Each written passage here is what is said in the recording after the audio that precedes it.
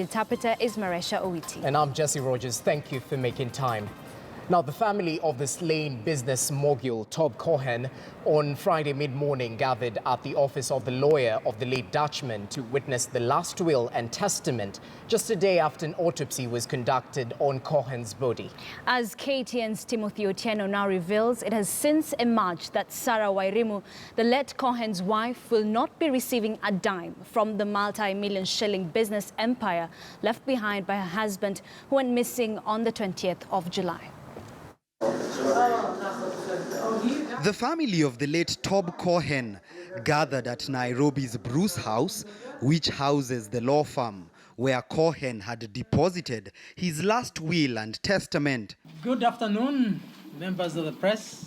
It's a gathering that was devoid of representation from Cohen's wife and her lawyers, who gave the event a wide berth, citing what they termed as, quote, a severe compromise in the document. Sarah Wairimu, through her lawyer Philip Murgor, claimed that details of the will had been leaked, therefore compromising the confidentiality agreement that usually accompanies such a legal document.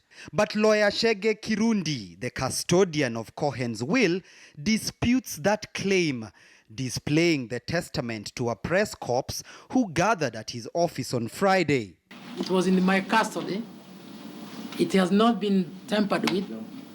So whoever has any other contents has known the source. If he has a problem with this will, let him challenge it at a later stage. But at this particular moment, it is being opened. It has no problem. It is sealed. The group would later retreat behind closed doors to reveal the contents of the will. A will which KTN News can now confirm does not have Sarah Wairimu listed as an heir to any of Cohen's multi-million shilling empire. Where the will was opened, and in presence of the brother Bernard and sister Gabriel and her husband Rai, and the contents of the will are now known by the family. KTN News has since established that the will read out to the family was amended in April this year, just 2 months after Cohen recorded himself following an assault he claims was initiated by his wife Sarah. Already, Sarah's legal team is planning on challenging the will in court.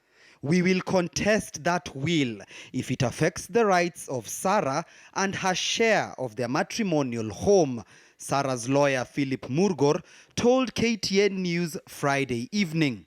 The late business mogul has left a huge chunk of his property to his sister Gabrielle Van Straeten, even as the family now embarks on planning a dignified send-off to a man who had spent 32 years living and investing in Kenya. Timothy Otieno.